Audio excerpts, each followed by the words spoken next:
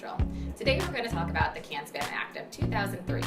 I know what you're thinking, 2003. Shouldn't we all be up to speed on it by now? You should, but there's still a lot of confusion. So we're going to talk about the main points really quickly here.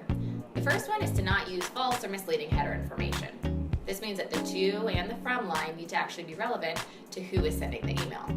Next is avoid using deceptive subject lines. The subject line needs to be relevant to the content of the email. It's as simple as that. You also need to identify the message as an advertisement. If it's a commercial email, the consumer should be able to identify that it is a commercial email. CAN-SPAM gives you some leeway in how you do this, but just make sure it's included in there. Next, you need to tell people where you are actually located. If you scroll down to the bottom of any email, that's that physical address located right there.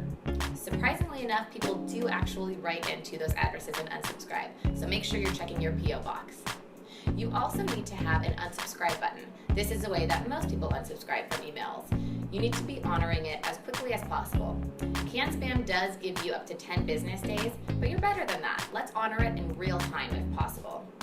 You also need to make sure that if anybody is sending email on your behalf, this includes affiliates, third-party companies, that you are monitoring that they are taking responsibility and following all of these things. So they need to be using the correct to lines, from lines, subject lines, anything that is sent on your behalf. If it's your content or offer, you are held liable under the CAN-SPAM law.